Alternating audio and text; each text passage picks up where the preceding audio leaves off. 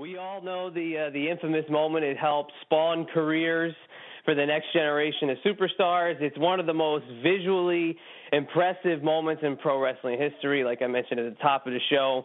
But what do you remember about looking up at the Superfly as he's about to come down and thinking, did you have a feeling at that point that there could be a change in the landscape of pro wrestling after he jumped off that cage?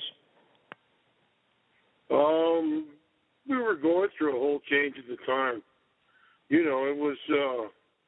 wasn't Hulk Hogan yet, but it could have been. The business was doing so well, and had been doing so well. It kind of followed.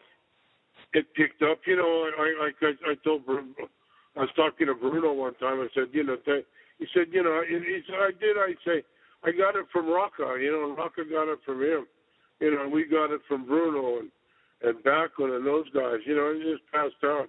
So the business in the Northeast there was always fabulous. And then with the growth of television and the incorporation of TV and cable TV and yada yada yada, it was just like a natural progression, I think.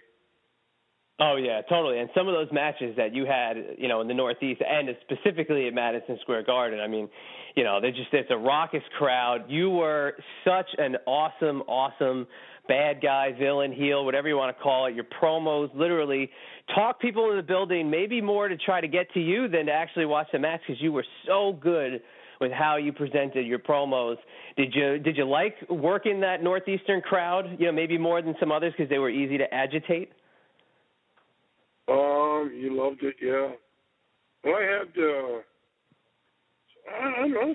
I thought I was pretty hot I watch every once in a while, catch old tapes of myself, and I go through on my iPhone and stuff and catch some stuff, and I see, I watch, the first 5, 8, 10 minutes. All I do is get the shit kicked out of me, but the people are popping the whole time.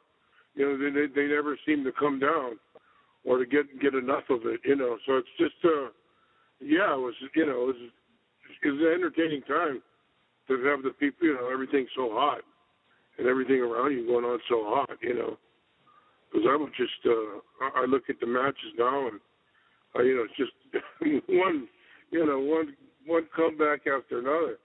But they were, they're loving it and they're having a good time, and Beach Bum was going wild, so.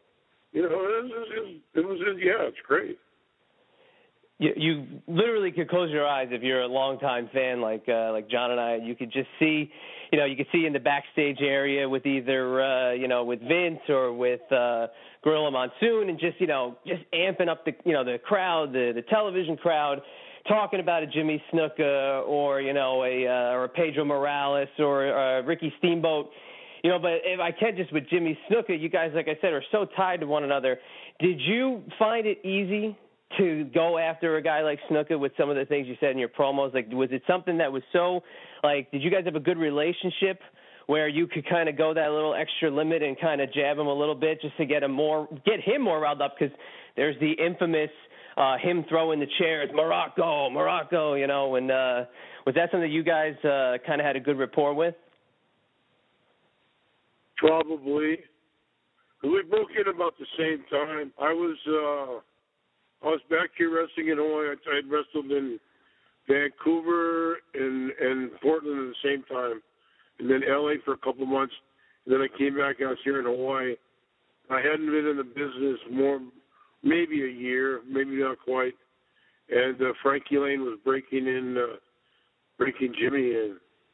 So we, started the booking, and that's where we, became familiar with one another. And then Portland and Minnesota and, on down the road, yeah. So probably, it was easier. And, we communicated. Polynesians, we worked for each other and wanted to see each other, both get over.